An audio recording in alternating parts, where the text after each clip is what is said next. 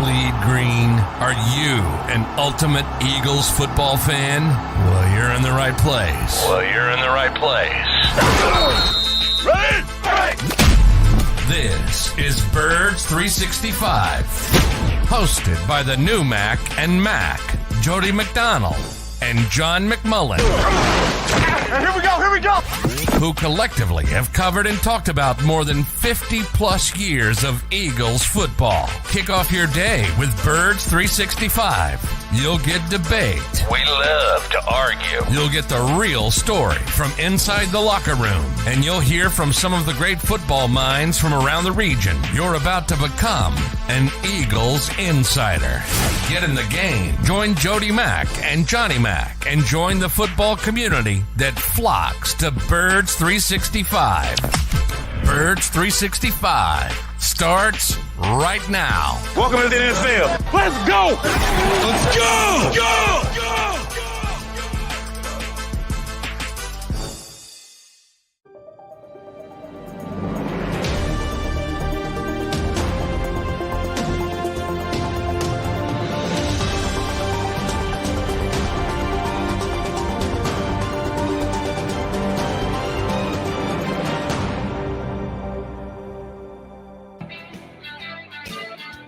It's a football Friday here on Birds 365.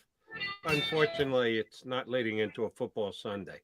We're going to wait till Monday football night. Sunday's coming, just not Eagles football And Sunday. Eagles football Sunday. Yeah. Thank you for correcting me. That's exactly what I meant. And when you get to Monday night and all the other games are over and your team is playing, it's cool. I love being on Monday night. I don't like Monday night games. Oh, I don't like them at all. I do when you get to Monday night. But when you're sitting here on a Friday and or the Saturday and or Sunday at noon and you go, oh, you know what? We're not playing for 30 hours. Wow, that stinks. Yeah. But once you get to Monday night, it's very cool. You know, Darius Slay was talking about that yesterday.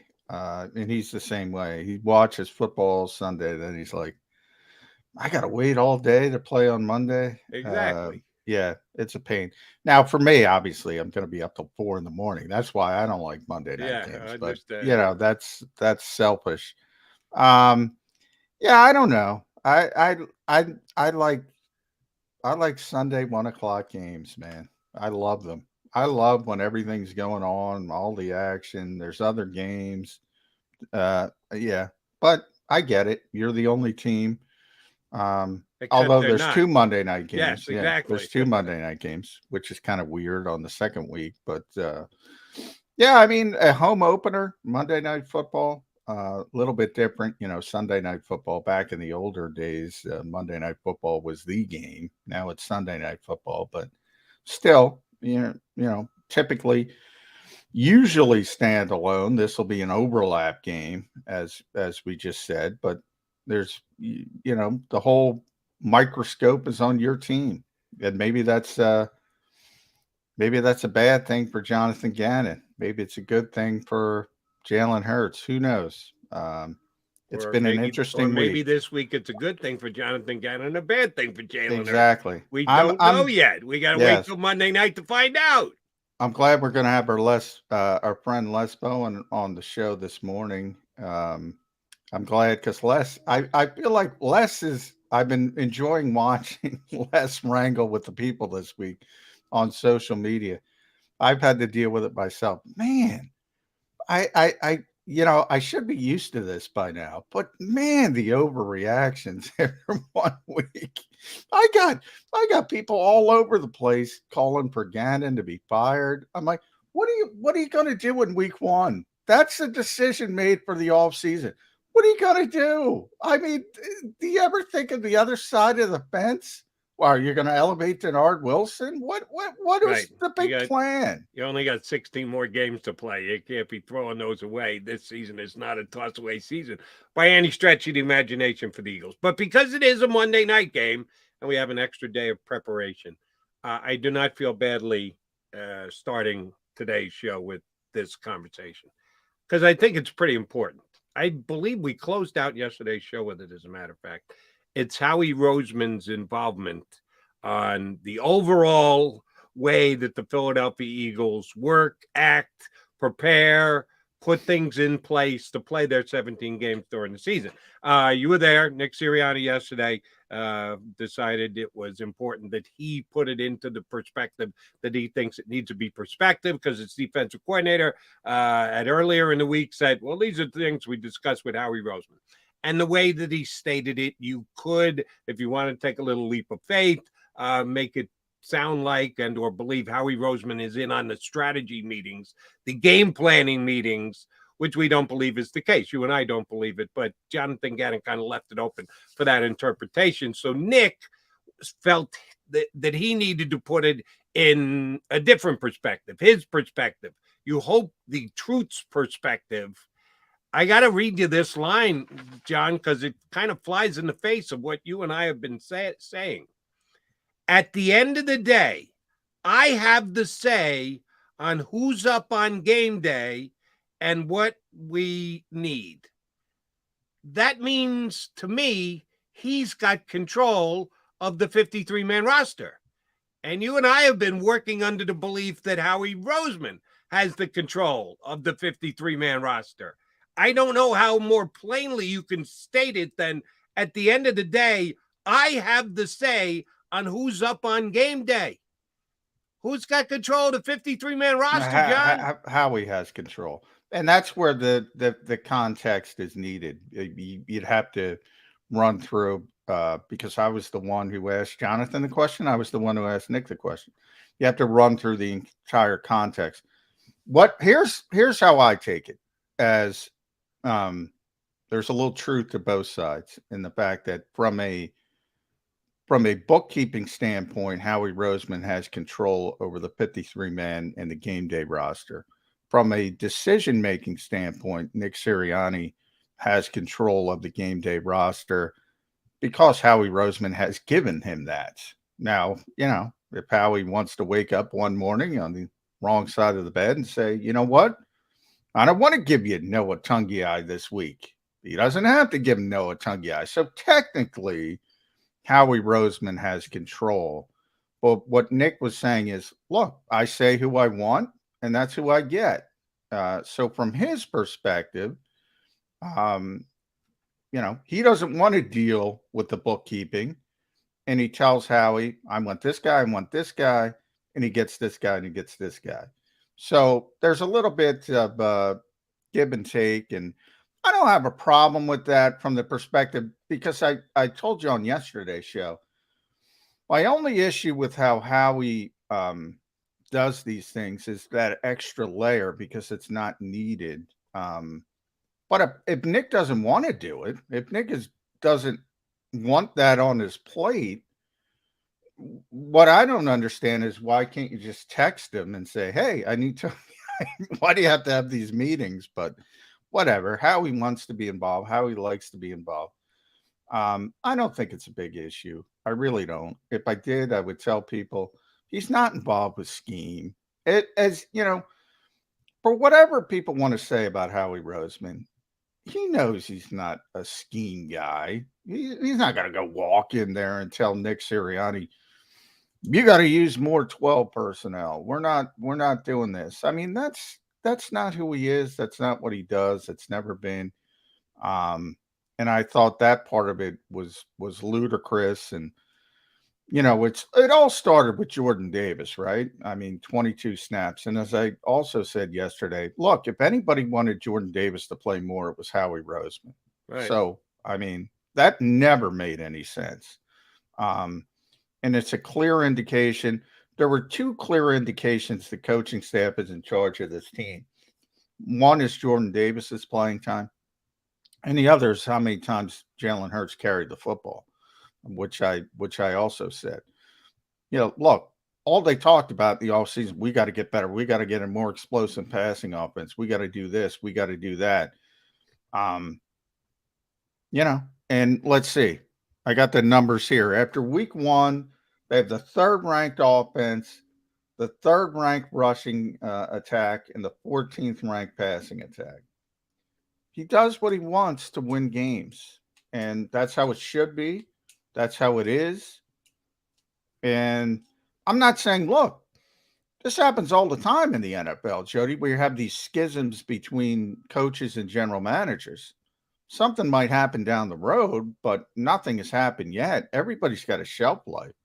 Talked about Minnesota yesterday with it. I mean, Mike Zimmer's a perfect example of that. Look, the guy was a good coach, and then people stopped listening to him, period. We saw it here with Doug Peterson, the Super Bowl, a little bit. I think Doug, well on record, should have gotten another opportunity, but it was pretty clear people were getting tired of the messaging. And Andy Reid's even a better example in Philadelphia because he's so successful, such a great coach, going to be a Hall of Fame coach. By the end, I wasn't here. You were here. And from my perspective as an outsider, I would have said I would have fought through it. But everybody I talked to said, no, it was time. It was time. It was time. As good as Andy was, it was time to go in a different direction. Yeah. Now, you're not getting a better coach than Andy Reid. That's nothing against anybody else. Yeah, what are the odds of you getting a better coach than Andy Reid? Almost zero, but here's the bottom line. They won a Super Bowl without Andy Reid, even though they had been as good as they were. So the change turned out to be okay. Yeah. Even though you could look at him and go, wait a minute, how can you fire a guy knowing full well you're probably not getting a better coach? Yeah. Well, because maybe the not better coach can actually win the Super Bowl. Yeah, and we've seen it. Tony Dungy, John Gruden. We've seen it in the past in other cities as well. Jimmy Johnson, Barry Switzer, maybe the best example of all. Barry's one of the worst NFL coaches I've ever seen, to be honest. Won a Super Bowl because they had so much talent. I mean, that's the ultimate. But if you're looking for consistency, you're not getting a better coach than Andy Reid. Jeffrey Lurie knows that. He keeps calling him up and saying, hey, who should I hire this time, Andy? So it is what it is, and the Eagles got Super Bowl 52, but their consistency hasn't been as good. And, that's up to individual fans what the trade-off is. I imagine they would take the Super Bowl, most of them. Here's the last thing for me on the control of the 53-man roster. And I'm going to use a word that they use often here in Philadelphia. Sometimes when they do, people roll their eyes, but I surely believe that they attempt to do it, but it doesn't always work out as easy as it does. Collaborative effort. I believe the 53-man roster, much like draft day, is a collaborative effort. But at the end of the day, at the most important minute with the draft, it's when you're on the clock, somebody's got to have the last say. The bottom line guy has to be the bottom line guy. And I think it's funny that Nick yesterday said bottom line. I don't believe he's got the bottom line. I believe Howie's got the bottom line. Now, I always believe it's a collaborative effort. But as you pointed out, there's only one guy who's allowed to call in the roster to the league office, and that's Howie Roseman. So Nick could hand him the list of here's the 53 I want. If Howie doesn't want to call that 53-man in, Howie calls whoever the hell he wants in because it's his job. So I believe it's a collaborative effort. We've had 20 games. The Nick Sirianni era is, 19, 17 last year, plus a playoff plus the first one this year. So it's been a 19-game effort between the two. I would not be surprised if all 19 times Nick Sirianni has said, Howie, these are the 53 I want for Sunday, that Howie submitted those exact 53. So, yes, Nick Sirianni has gotten what he's wanted. Yeah. But if Howie wanted to, the bottom line is Howie's the last line of defense. He calls it in, and if he wants to swap out 2 tight ends, he swaps out 2 tight ends and goes back to the coach and says, listen, you got most of your 53, but here's the one that you didn't get. I don't know that that's happened. Maybe that will be a point of contention down the road, much like Doug Peterson wanting to retain some of his coaches and the powers that be, not wanting to do so, and that ended up being the reason that the two parties split. Maybe this will be the rub a year from now, 2 years from now. Yeah, that's what I wrote about, and the Eagles got upset about it.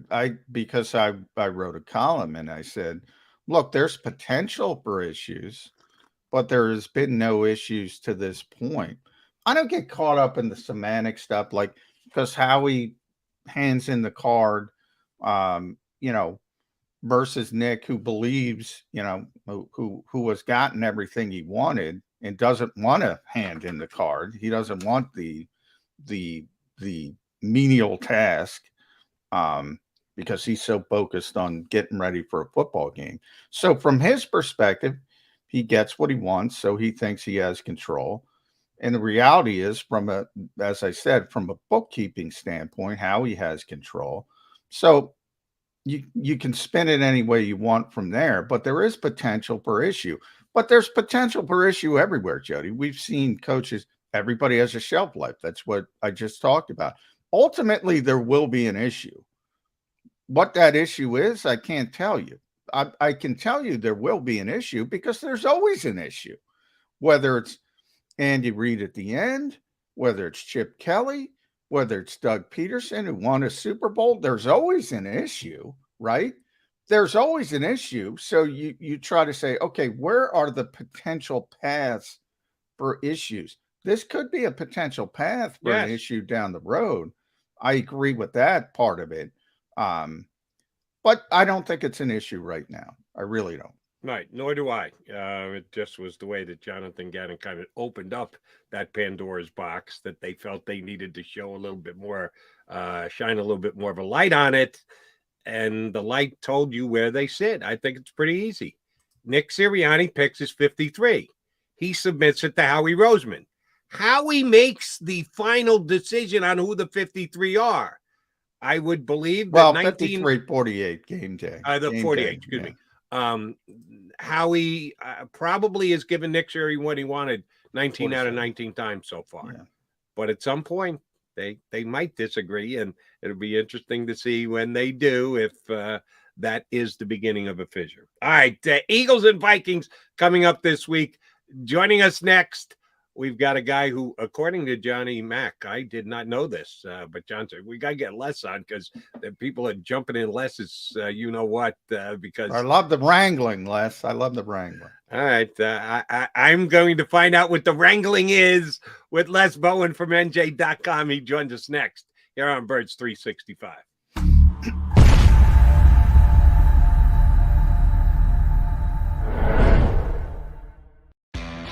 Go to get your game on. Go for the beers.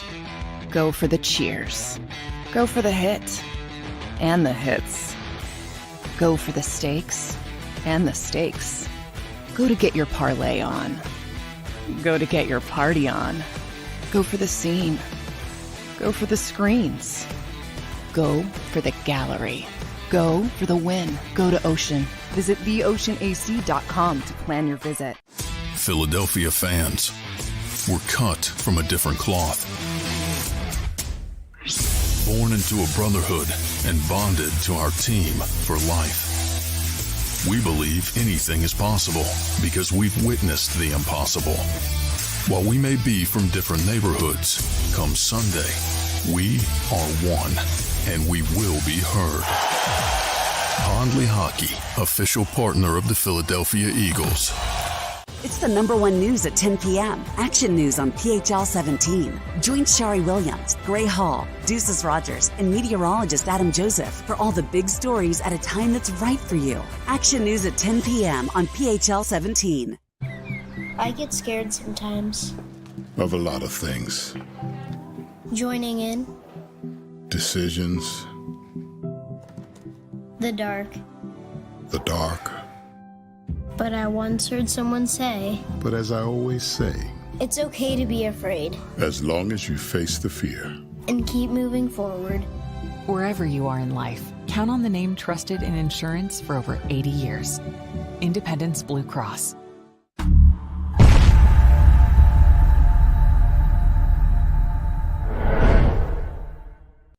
Welcome to Pondley Hockey. We've helped over 100,000 injured and disabled workers obtain benefits, as well as some of the biggest settlements in the state. If you've been injured at work, give Pondley Hockey a call. Go passionately. Go fearlessly. Go confidently. Go Birds!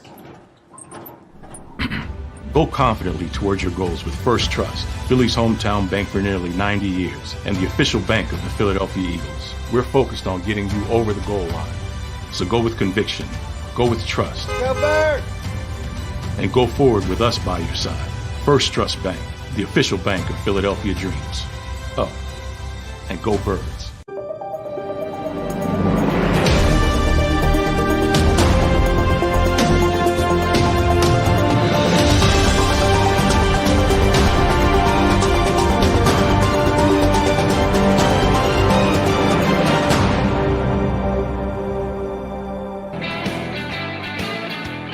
You got your Mega Mac guys, McMullen and McDonald here on Birds 365, and we are joined by Les Bowen, who looks like gone outside. That's why he's got a jacket on. It's a nice morning. Yeah, it's chilly. Little nip in the air. How are you this morning, Mr. Bowen?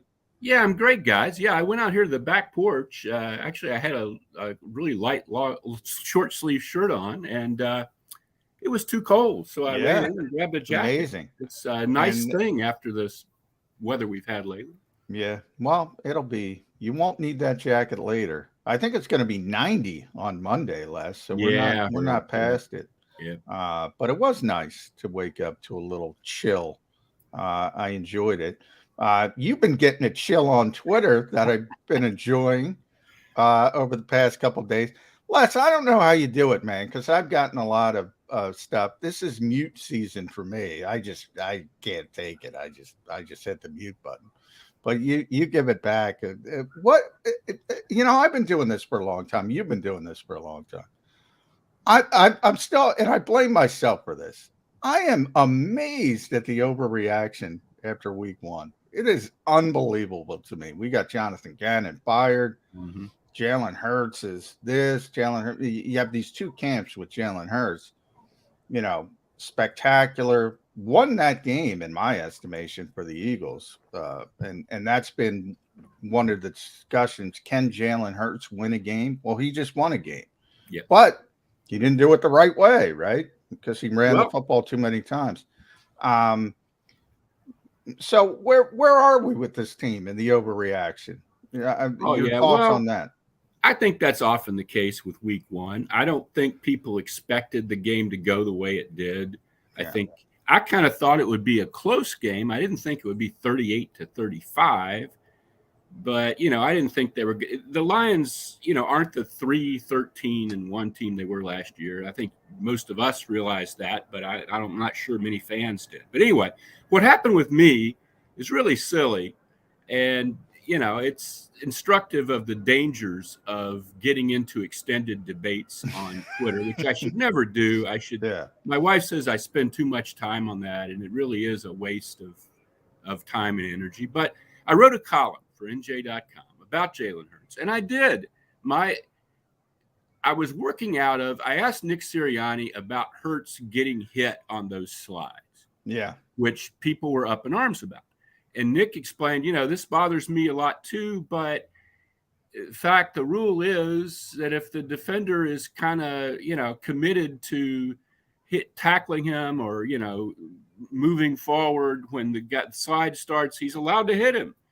And, I sort of use that as a jumping off point to say 17 runs is nuts. Yes, they won the game. Yes, he played very well, but we're kind of looking for a different sort of offense this year, and we didn't really see it in game one.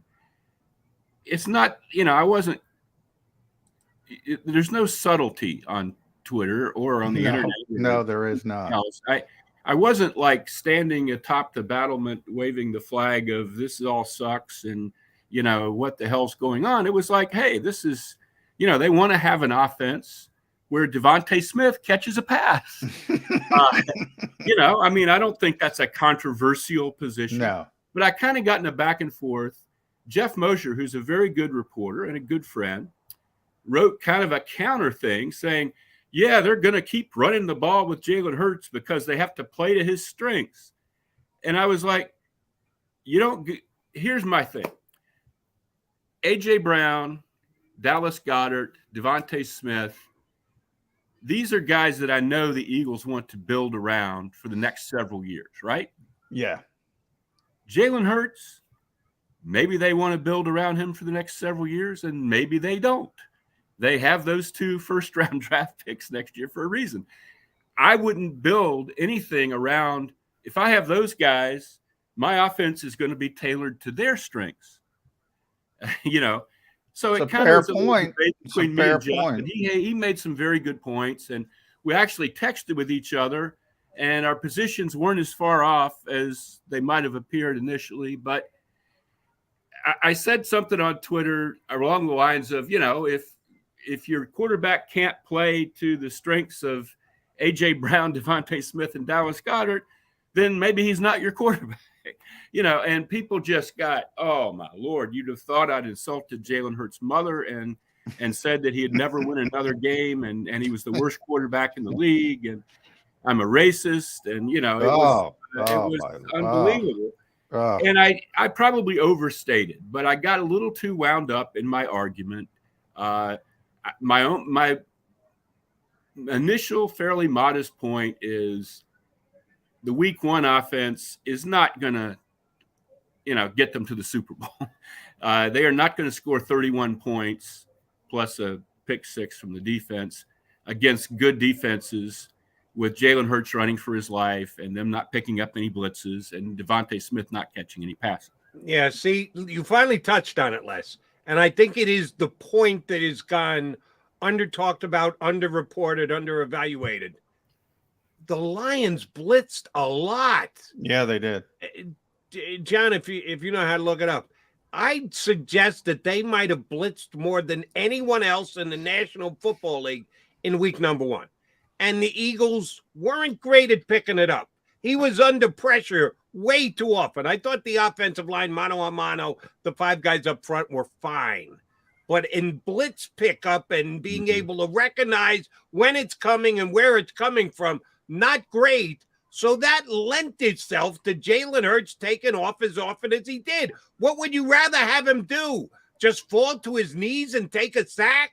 That doesn't do any good. Why not take off and try and make a play with your legs? So Jalen had to do that on several occasions during the game. So, no, I'm not oh my suggesting God, that he didn't have the Eagles planned every single run he did. No, they didn't. The Lions had a hand in that with as much as they blitzed. Yeah, but they have to pick up those blitzes. He has to recognize them coming, which I'm not sure he did a great job of. Yeah, I was going to say that. I was going to say that, Les. Part of that, when you have an unaccounted for rusher, that's on the quarterback to get the football out a lot of times. So there's a give and take of or call an audible or something. But sometimes what looked like a blitz wasn't really a blitz. Sometimes they were just running games and stunts up front, and the Eagles weren't picking those up either. I mean, this is kind of. I don't dislike Nick Sirianni's plan of not playing the starters much in the preseason and having kind of an easygoing training camp because injuries are the bottom line. In the NFL, you can ask people in Dallas how that goes. Yeah. But there's a trade-off, and they like to pretend there isn't. They'll still all this week they've been asked about, were you guys, a little not ready because of the preseason? And so, oh, no, we had a lot of practice time, blah, blah, blah, blah. That's a bunch of crap. It is a long-range strategy. It's a strategy for the 17-game season. It's not a strategy for the opener. And they ought to just admit that, Yeah, I don't know why it's so difficult. They got through it, but they were not as prepared as the Lions physically and, timing-wise. By the way, Les, I'm with you. I don't know why they just don't admit it. 14 missed tackles tells you all you need to know. But it was interesting because Dan Campbell the day after was complaining about his team's tackling. So it is now the Eagles were the worst. Nobody had more missed tackles, but it is a problem throughout the league, and that's part of the CBA and the collective bargaining. Nobody can practice as much as they want to, but the Eagles practice less than they are allowed to. To me, that's the difference, and it's certainly a long-term strategy.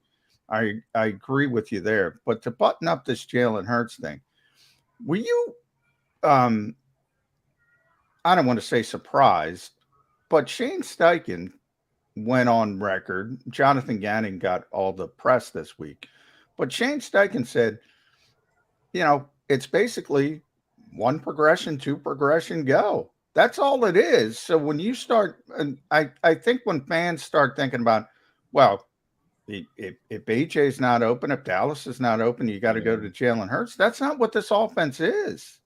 So that's a good point, and that kind of went right over my head, to tell you the truth, John. I wasn't really focusing on that. Like everybody else, I've written 2 pieces about Jonathan Gannon this week. Yeah, but and we'll get to that, by the way. Yeah, that's.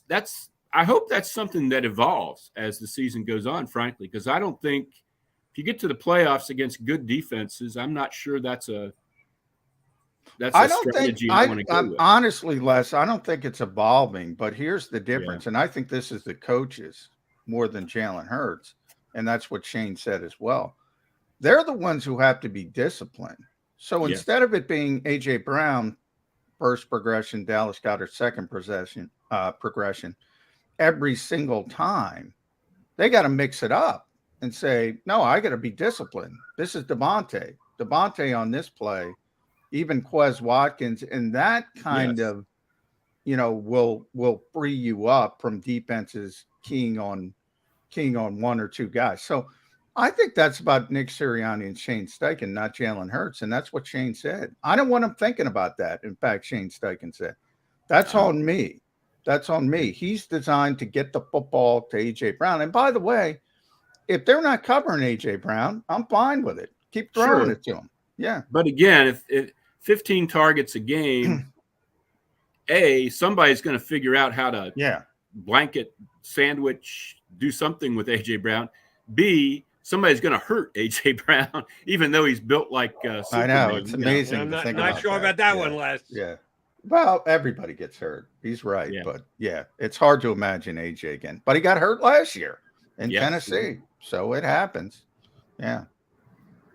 All right, let's flip it over to the defensive side of the ball. That was a mess. John mentioned the missed tackles, and they were the leading missed tackling team in the National Football League. And Jonathan Gannon, you go him on the carpet all you want. If they tackle the way they tackled, Jonathan Gannon's system's not going to work. But his system wasn't great last week. And, he got a lot of attention for it, and he should. What kind of adjustments do you think he makes this week against Minnesota? Well, it's interesting, guys. I have a piece this morning where I point out that, and it's still true, the last time I looked a little while ago, somebody got into Jonathan's Wikipedia. I saw that. Yeah. Somebody is Wikipedia. Some unkind things about his coaching. It's they have to do a lot different this week. And I'm a little bit pessimistic about getting all this fixed. You go down there and they say, oh, yeah, we can, just a few adjustments. Other than some decent pass coverage, they didn't do anything well in Detroit. They didn't rush the passer. They didn't get pressure. They didn't stop the run. They didn't come close to stopping the run. And Fletcher Cox is talking yesterday about, it was really just 3 plays. Well, that's the way runs work a lot of times. That was often the case when LaShawn McCoy played for the Eagles. It wasn't like he went out there and gained 20 yards a carry. It was he would run for 40 yards, and then maybe they'd stop him for a loss or something. You can't just say with that, that's nuts to say, except for 3 plays. I don't know. I was expecting, I know they've got 5 new starters, and they didn't play together in the preseason. But I just didn't see – he was in 4-man fronts a lot against the run. Yeah, that was strange. In 5-man fronts.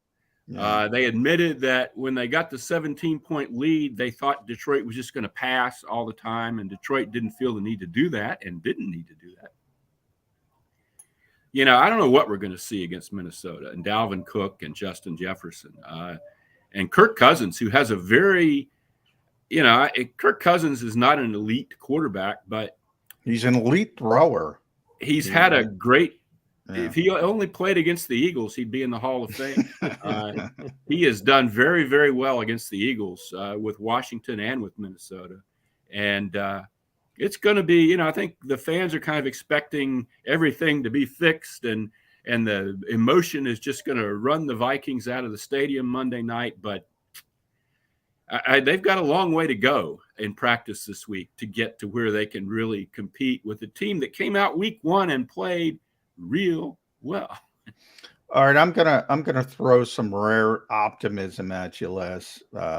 If I said to you 14 missed tackles turns into 4 missed tackles, the Eagles probably win that game by 17, 20 points. That's a pretty easy fix. We just talked about the preparation. You would think as the season wears on, guys get more used to it. The first 2 games is the new preseason. As long as they tackle a little bit better, everything should be fine. But is that too optimistic? Can I ask a question? We all agree the Eagles' defensive line did not play well on Sunday, right? No. Just as a whole, we can make that statement. Defensive line did not play well on Sunday. And you say with more preparation and better tackling, they can be that much better. How much work did Fletcher, Sweat, and BG get in yesterday at practice? No, and by the way, that's going to continue. That's the plan for those particular players all year to keep them as healthy as possible. So the continuation of preseason, less is more, is going to continue into the regular season, despite the fact that 3 key pieces on a unit that all 3 of us agree played like spit on Sunday. Yeah, go ahead and take the day off, boys. Hey, a little rest for you. Load management. A little load management coming your way. Really? Is that what you're telling me, Johnny Mac? Is that what you're basing your optimism on? The 3 guys on the offensive line that sucked on Sunday? Look. Take the day off in the middle of the week? When it comes to Fletcher and Javon, they didn't play well. And they got to play better. But the missed tackles, a lot of it was C.J. Gardner-Johnson. A lot of it was Avonte Maddox. A lot of it was Kaiser White. Back-end defenders. Bradbury missed the one big one, too. Bradbury was involved. Groach yesterday was burying Bradbury. Bradbury didn't play all that bad. He missed that one tackle. That was a really bad play, but he didn't play badly in coverage. What with the missed tackles? Yeah.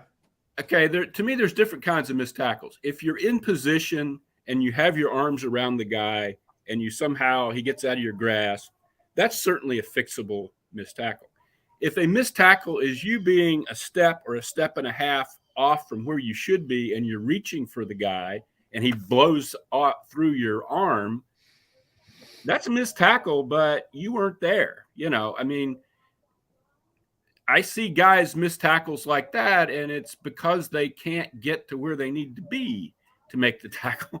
And I don't know. I hope that's not the case this week, but it was kind of the case a little bit in the opener, I thought. A lot of kind of reach and, hey, come back, over here. I'm over here, kind of tackling. Well, I always joke, Les, that nobody cares about the running game until they care about the running game. So they don't even talk about it in the offseason. Nobody talks about it. And then Detroit shows up week 1. It usually doesn't happen to December, to be honest, but they show up week 1 and say, we're going to run it down your throat. We have a good offensive line. We have a good running back. And they run it down their throat. Hassan Reddick, undersized. Yeah. Kaiser White, undersized. C.J. Gardner-Johnson, undersized, moving from nickel to safety. Is that a potential issue?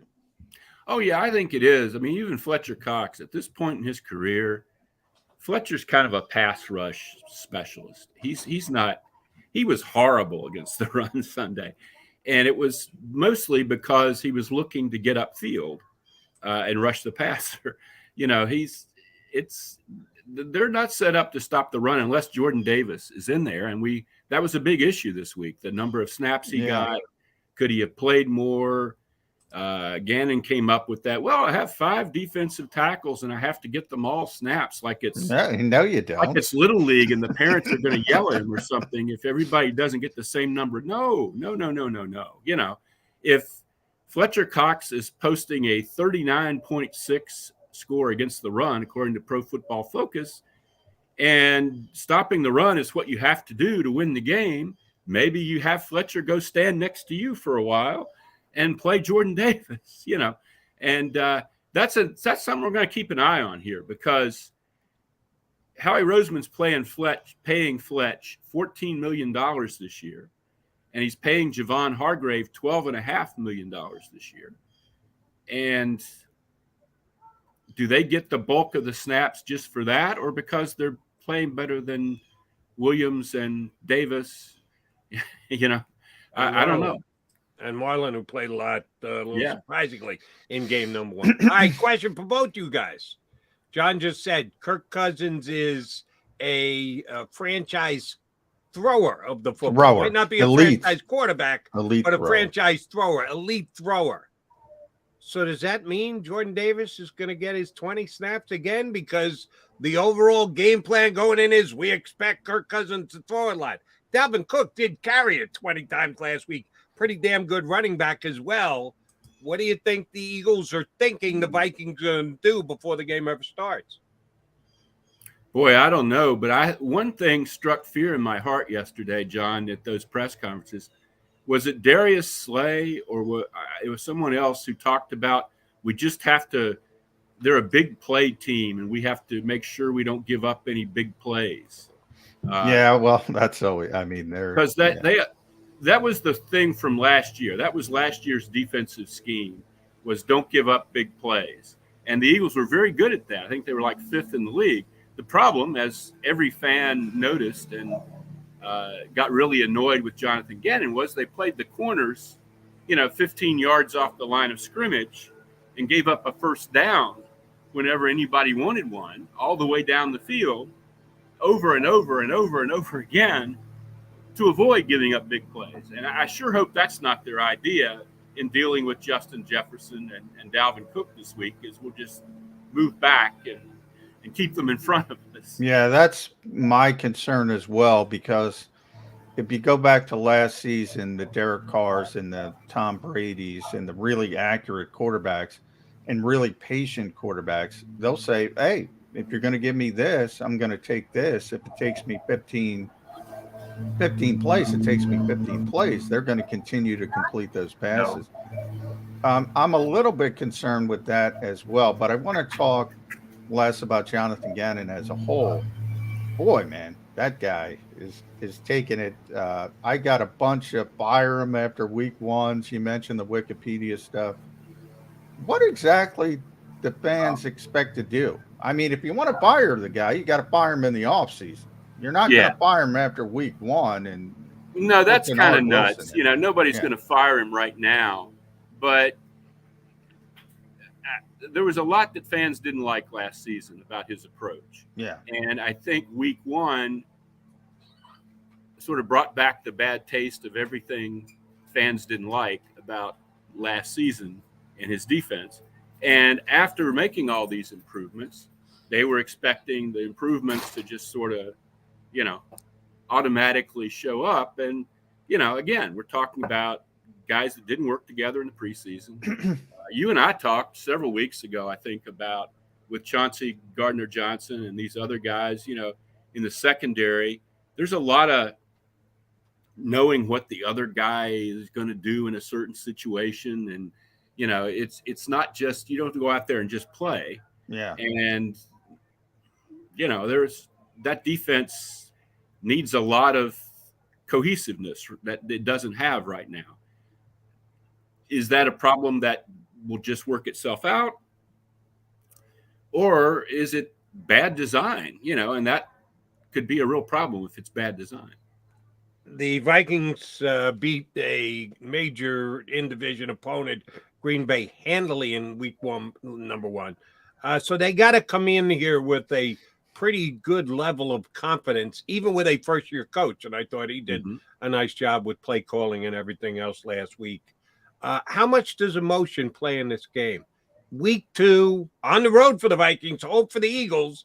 And John believed that had a big influence on week 1 in the NFL. Will it show itself again in week number 2? How much is emotion tied to this game on Sunday, Les? That's an interesting question. You know, the Vikings are coming off a huge victory over their most hated rivals. You know, that was a real big deal for them. Now, maybe they're a mature enough team that, you know, week 2 in Philly is going to be just as big a deal. Maybe it isn't. Maybe they'll be sloppier. As good as they looked, there was like a rookie receiver for the Packers was open by like 10 yards. Yeah, Christian Watson. And dropped a bomb that would have been a touchdown early. You know, I mean, it's not like the Vikings suddenly are the best team in the league or anything like that. They are a good team, I think, a decent team. Emotion will be very interesting. You don't want the Eagles to be overhyped and be, you know, false starting and taking silly personal fouls and things like that.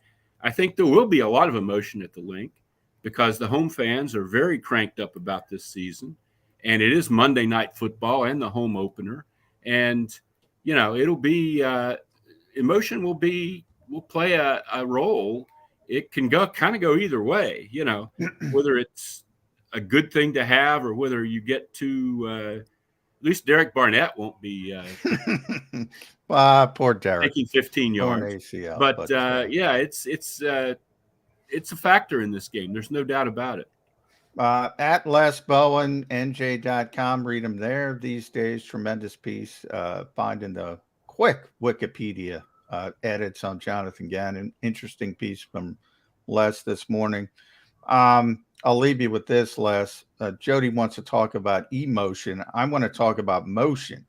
Okay. The Eagles don't do it, by and large. The Vikings do. Kevin O'Connell has brought the Rams sort of philosophy, the illusion of complexity. He has brought that. I saw Justin Jefferson lining up in the backfield. It's like a Where's Waldo thing. You got to find him before you can cover him.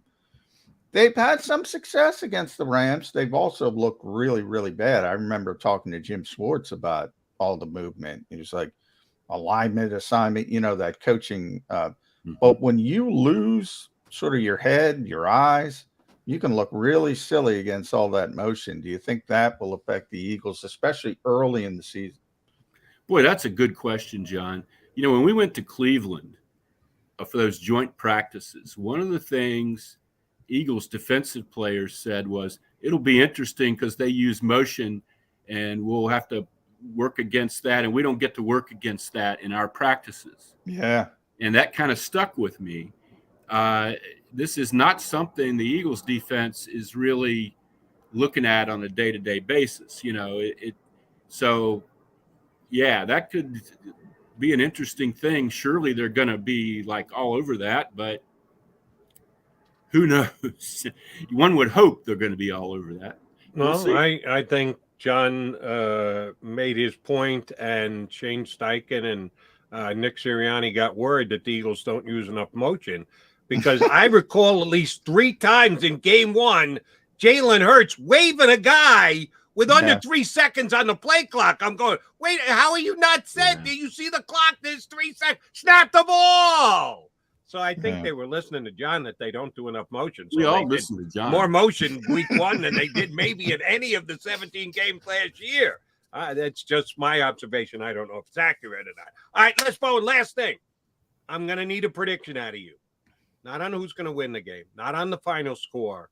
On an over-under. Number of catches by Jalen Reagor. No. Number of targets for Jalen Reagor. Doesn't have to be a catch, just a target. How about more catches, Devontae Smith or Jalen Reagor? That's too easy. I'm going to set it at 1.5. Will Jalen Reagor have the ball thrown to him 2 times or less in the game Sunday against Eagles? Well, that's a pretty low, target you're setting there. Yes, 1.5 is the target number. But that's up from the 0 that it was week 1. Yeah. He didn't even get a friggin' snap. No, he did not line up as a receiver on any plays. I was going to say, be careful, Les, because they didn't even give him an offensive snap. They have 3 really good receivers. That's the thing. He's their returner. That's why he's there. He hasn't been in their offense that long. Yeah. Right. So that's why I'm setting the over-under at 1.5 targets. Are you going over or under? playing against his old team, I kind of think they're going to try to, do something with him. I'm going to go over. He might get a couple targets. Yeah. I think they might, it's a big deal to him. Teams like to do stuff like that when they have a guy, they want to show that they know how to do this, and the other team didn't. And I wouldn't be shocked if they threw it to him a couple times, but I don't know what their plan really is. It'd be just the Eagles left for him to have a great return against them. Although Michael Clay's special teams units don't get great returns, they usually cover pretty well, but yeah, they were pretty good. Got him Zach McPherson, special teams player of the week. Yes. I was surprised because I thought Dave Bipp would have the advantage.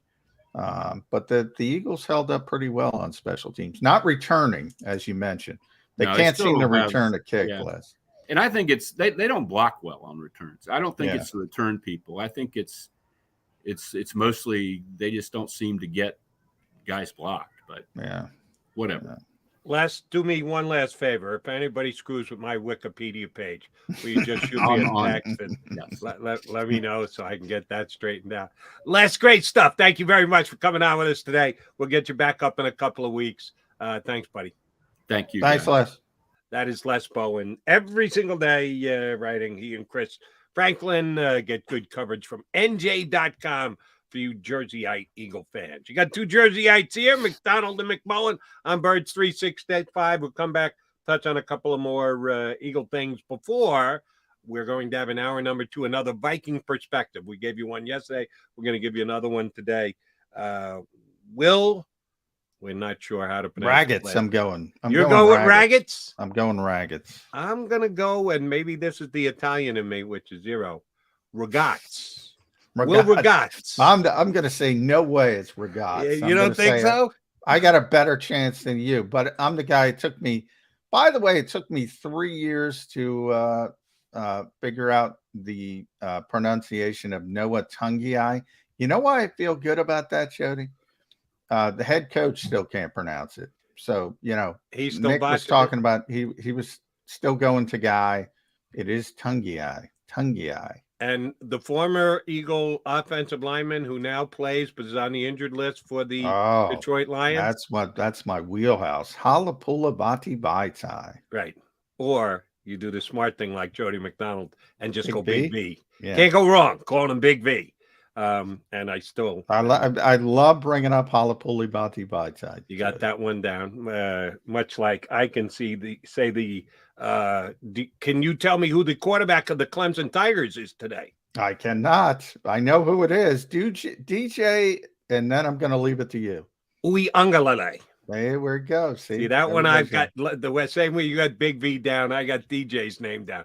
DJ Uiagalelei, who has played well and brought himself back into the conversation for first-round draft pick status. Now you got me. You got me.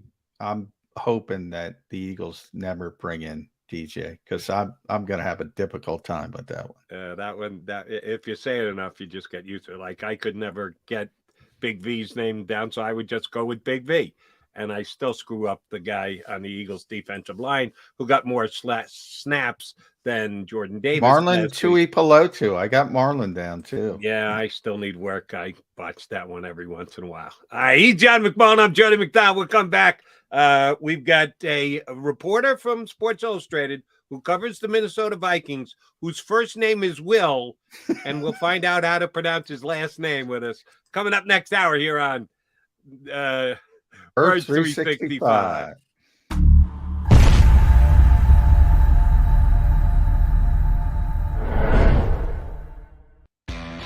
Go to get your game on. Go for the beers. Go for the cheers. Go for the hit and the hits. Go for the stakes and the stakes. Go to get your parlay on. Go to get your party on. Go for the scene. Go for the screens. Go for the gallery. Go for the win. Go to Ocean. Visit theoceanac.com to plan your visit. Philadelphia fans, we're cut from a different cloth. born into a brotherhood and bonded to our team for life. We believe anything is possible because we've witnessed the impossible. While we may be from different neighborhoods, come Sunday, we are one, and we will be heard. Pondley Hockey, official partner of the Philadelphia Eagles. It's the #1 news at 10 p.m. Action News on PHL 17. Join Shari Williams, Gray Hall, Deuces Rogers, and meteorologist Adam Joseph for all the big stories at a time that's right for you. Action News at 10 p.m. on PHL 17. I get scared sometimes. Of a lot of things. Joining in. Decisions. The dark. The dark. But I once heard someone say, But as I always say, it's okay to be afraid. As long as you face the fear. And keep moving forward. Wherever you are in life, count on the name trusted in insurance for over 80 years. Independence Blue Cross.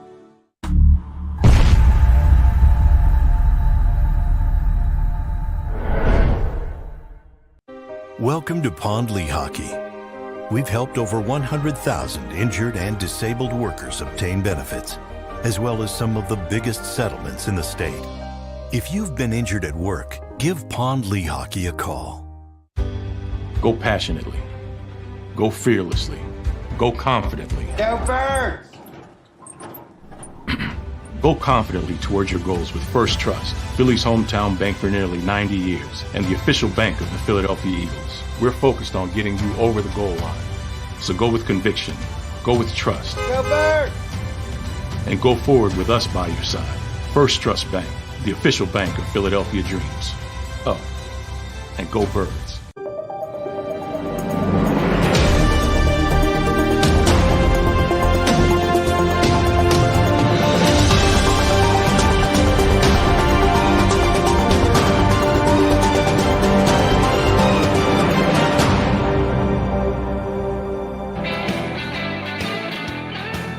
Mac and Mac guys here on Birds 365, which, by the way, do a little humble brag here, even though we had nothing to do with it.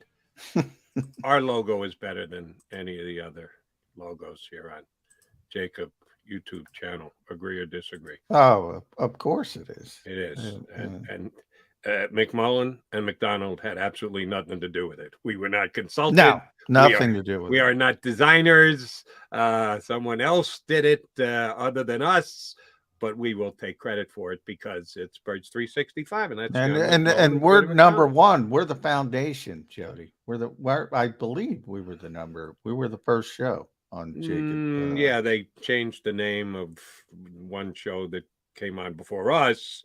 And That's got a true. new name That's and a true. new lineup. That's true. Big B All right. Barrett's been here longer than you got to give our guy. That's true. All right, I tried to humble brag, but it didn't work. It didn't work. No, it is because technically we have been Birds 365, which, by the way, I just realized that this morning. Thank you for going there and brought it up.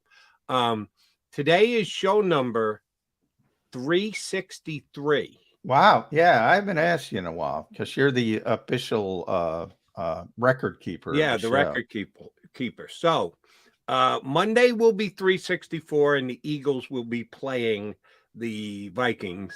Tuesday will be show number 365 for Birds 365.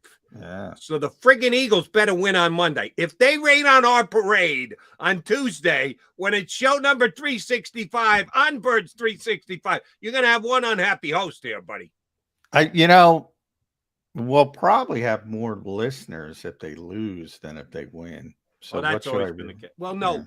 Yeah. Here's take it from me, a guy who's only been doing this for 30 some odd years in Philadelphia for 30 plus. If you're looking for responses, if you're looking for reaction, loss is always better than win. Yeah. Having done talk shows here in town for as long as I have, after an Eagle loss, your phones are always busier. You get more calls, you get more emotional calls, you get calls that spur on other calls. After a win, you don't get as much back and forth. You don't get as much response. Now, actual numbers of listeners and or viewers, wins will generate more. Really? You right. you get better ratings when the team is better. You get I mean, if you're, that's if you're the Detroit Lions last year, like you start nobody's paying attention. Nobody's paying attention. They all just get out. They whine and moan and bitch and then say, screw I'm this, out. and just go do something else. So you can't have that. But if you're good but not real good, well, last week is a perfect example. The Eagles won the game. It's tough to realize that at times because so many people have so many issues with how they won the game, but they did win, I think. I'm pretty sure, even though people have been trying to convince me otherwise this entire week. So yeah, it's that's the best case scenario for a coach. I said, you win the game, but you got a bunch of stuff to complain about in a game you won. That's good for a coach. Good for a coach. Here's the problem. You would think that you're right. You win the game. That's the most important thing. But some things go wrong, a.k.a. teaching moments, practicing moments. Oh, that's right. The Eagles don't practice, or not everybody practices. They have load management and take some downtime. Yeah, we got to. Can I run some Jalen Hurts numbers by you, Jody? Yes, which, by the way, before you go to that, I don't know if you even attempted to look it up. It looked like you were trying to do that. Do you know where to look up most blitzes, individual team blitzes week by week in the National Football League? Because I'm just suggesting off the top of my head, the Lions blitz more than anybody else week 1 in the NFL. I can find it. I'm trying to play. All right, so give me the Jalen numbers, but remember to go back to that because I do want to address it. All right, Jalen Hurts, 333 offensive yards against Detroit.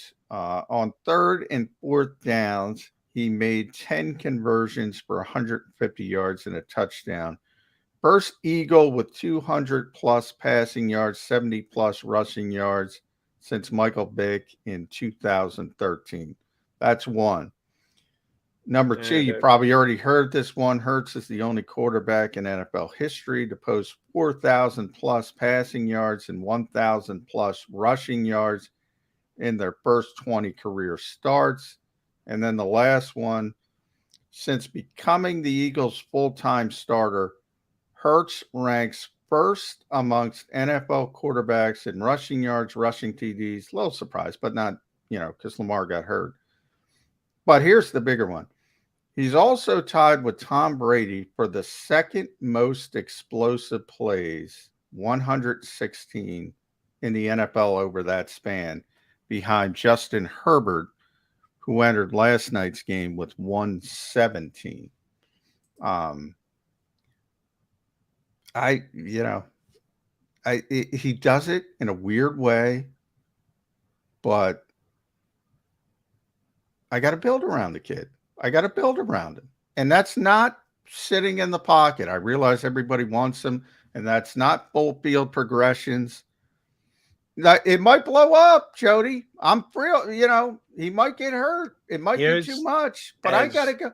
What's better? All right, I'll phrase it to you this way. What's better? Taking advantage of what he does well when he's healthy, or trying to keep him healthy and making him do what he doesn't do well? Right. And you and I have stated this many times, and it'll only become a massive issue if it goes a specific way. Last night's game, perfect example. Justin Herbert in the pocket, took a clean hit to his ribs. They had a chance to pull that game out. They had the one play where he's running, and he just couldn't lift his arm to throw the football. So he just half sidearmed it out of bounds when he could have turned it upfield, could have gone to a slide, gotten a first down, continued to drive. He couldn't do it because he was physically hurt. And he stayed in the pocket. He got hurt in the pocket.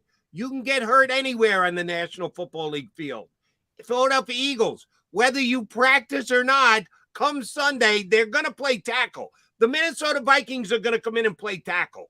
So you can protect your guys as much as you want in practice and say, hey, we got him to the starting line and we were healthy when the game started.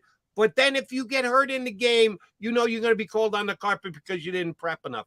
It's a violent game, even though the NFL, in its infinite wisdom, has attempted to make it a less violent game. Don't kid yourself, they did that because of concussion lawsuits more than anything else. But they have rewritten their rules over the course of years, now decades, to make it a less violent game. You can only do so much. It's a violent game. People are going to get hurt. They're going to hit each other.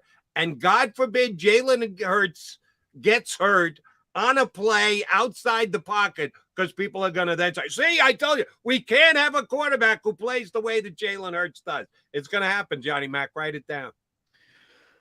Yeah, I'm with you. I talk about it all the time. I say, I don't care what anybody tells me. The Eagles' philosophy, and I think it's misunderstood, and they rested 7 guys. And by the way, that's going to be the plan for them the entire season on Wednesdays.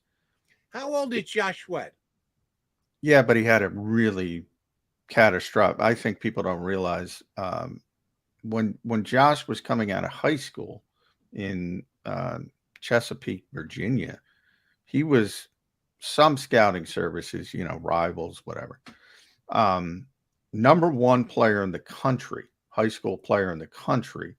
And he had a devastating knee injury towards the end of his high school career, dislocated kneecap, one of those injuries, one of those Teddy Bridgewater type injuries where if they didn't do things correctly, they would have been talking about amputation. He had a really serious knee injury, and it's always going to be somewhat of a problem for him. That's one of the reasons he was a 4th round pick and wasn't a first round pick, because if you look at Josh Sweat and you say edge rusher, you go, oh, there's an edge rusher. He looks like an edge rusher. I mean, he's got every physical trait you could possibly need to be a good edge rusher, but he's got a bad knee, and he's got a chronically bad knee, and he's got to wear a brace, and he's downplayed it in recent years. He's gotten over it, but the Eagles know it, and they're very cautious of it, and they want to keep, they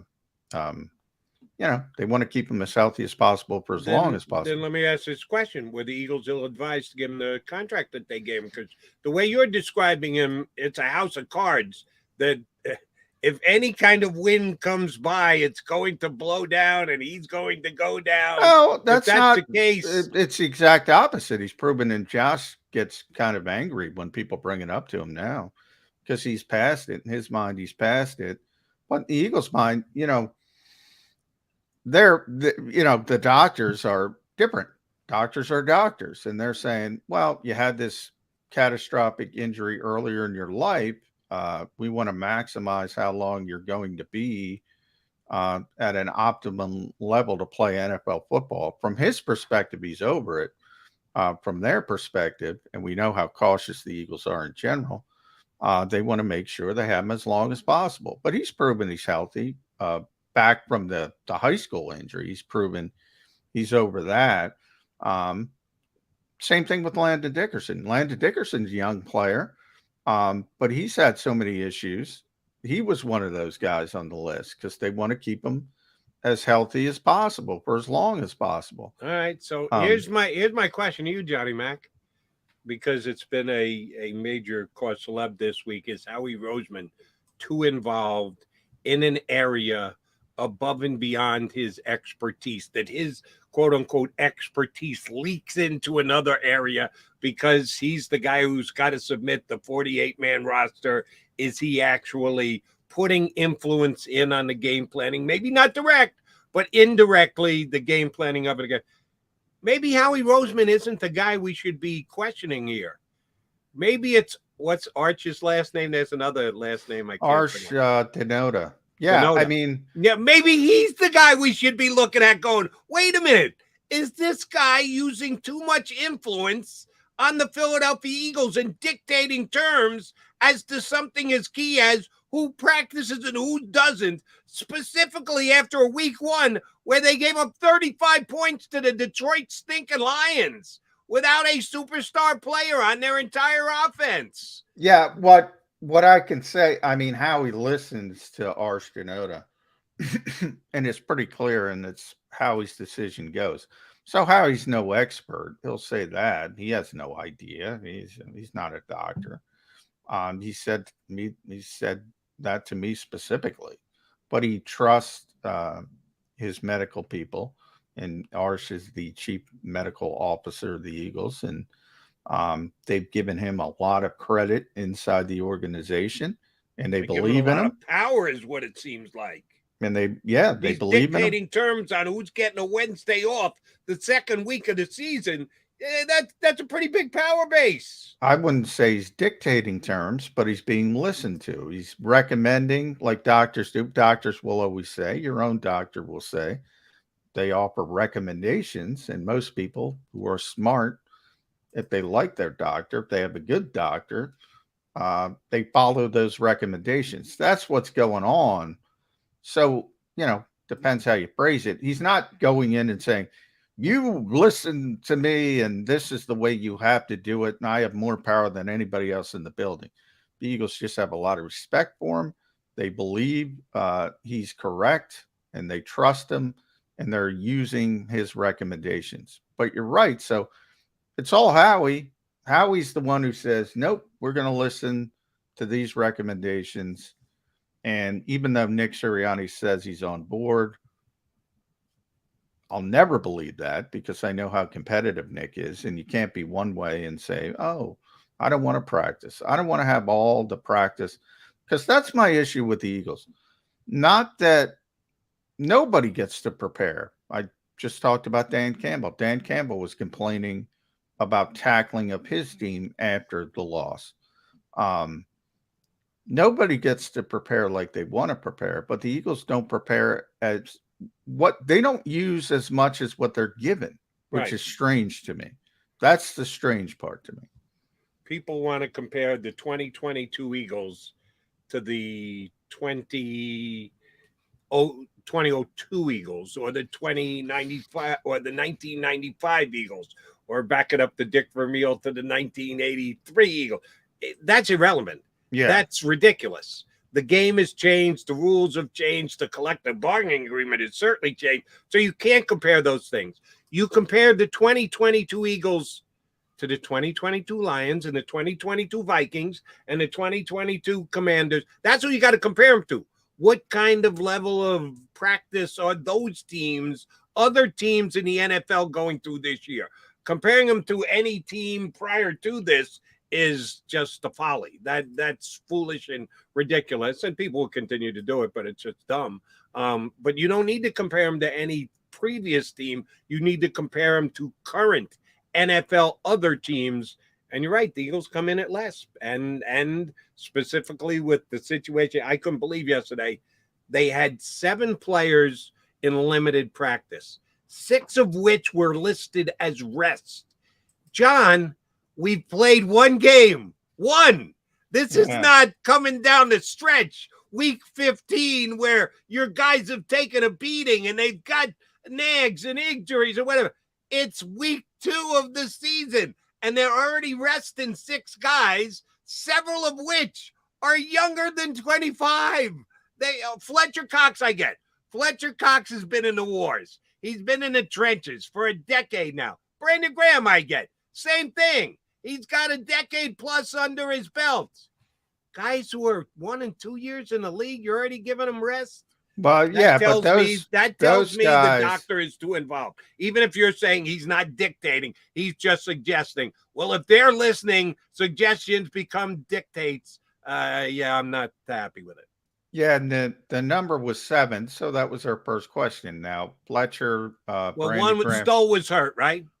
Stoll was, he was limited with an ankle. So it's Fletcher, it's Brandon Graham, Lane Johnson, Jason Kelsey. I think those are the veteran players, the veteran maintenance guys. And then the other guys, the 2 young players, Landon Dickerson and Josh Sweat, have significant prior injury histories. And then Isaac Seumalo is kind of in between, but is coming off the significant Liz Frank injury. So, I mean, that was our first question, right? I mean, it's week 1. You know, what the heck is going on with so many players rested? So, you know, what I was told, just pulling up the text message as we speak, this is part of their normal weekly practice plan. So, this is going to be get used to this, is what you're telling me. Get used to this. Yeah. Get used to this with those 7 players. That is part of their weekly practice plan. So this is a little bit skewed because it's a Monday game, so everything's pushed back a day. So Thursday was a typical Wednesday on a normal Sunday game day. So Wednesdays, you're going to see those 7 players be limited at practice, which basically means they'll do individual work and then probably sit out of team drills, part of the weekly plan. We'll see how it works out. I mean, all you can do is look in hindsight how these ideas work. But yeah, right now, Arsh is a star in the building, as we shall say. All right, and this won't make me any friends, but they're stats, they're facts. You can use them, abuse them, read into them what you want. Last week, Brandon Graham, 1 tackle. It was an assist on the sack with Fletcher Cox because the quarterback dropped the football. Yeah, and he kind of fell on it more than anything else. So Brandon Graham, who got rest yesterday, had 1 tackle. Fletcher Cox had 2 tackles, one of which was that half a sack with Brandon Graham that happened because the quarterback dropped the football. So other than that, he had 1 tackle, and Josh Sweat had 3 tackles. So those are the guys who got rest this week because they put in so much effort. And not about effort, Jody. Nothing to do about effort. Nothing to do about. They probably shouldn't use that term rest. I would go the Greg Popovich route and use maintenance. Hey, it's the new world of sports. Load. Right. Maintenance. And some things you have to be able to adjust, and some things you can look at and go, I think this is not necessarily as productive as people think it is, that it might not pay the dividends that some people think, that some old school things need to stay in place, even in a changed world, even as the game has changed and been handled differently. All right, he's John McMullen. I'm Jody McDonald. We are the Mac and Mac guys. Coming up next from Sports Illustrated, Viking reporter Will to be determined. No, we're not talking about who's going to practice for the Eagles. No, we're going to talk about the fact that we're not sure how to pronounce Will's last name. It's Ragatz. Is it Ragatz? I'm going Ragatz. Ragatz. We'll find out for sure. Will's scheduled to join us. Talk a little Vikings via a Viking perspective. Eagles up next here on Birds 365.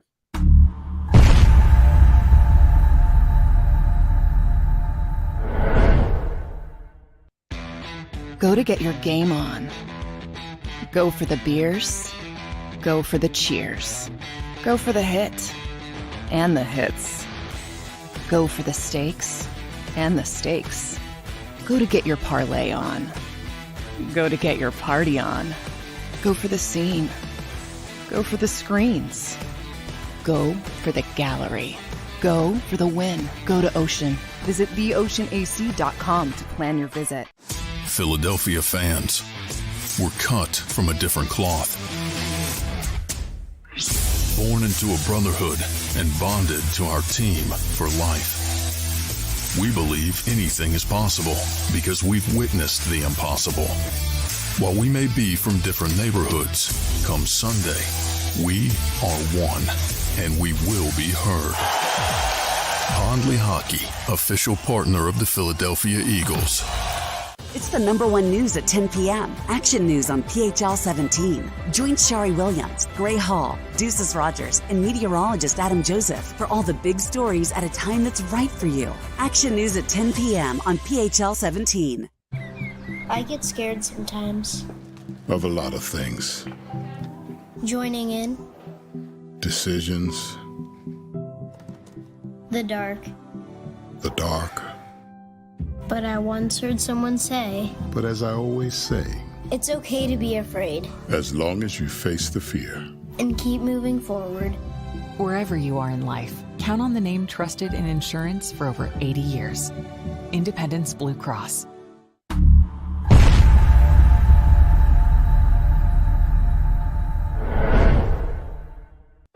Welcome to Pond Hockey.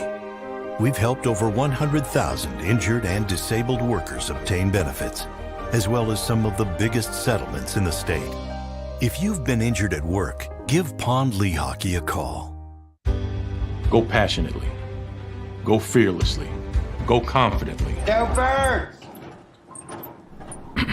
Go confidently towards your goals with First Trust, Philly's hometown bank for nearly 90 years, and the official bank of the Philadelphia Eagles. We're focused on getting you over the goal line.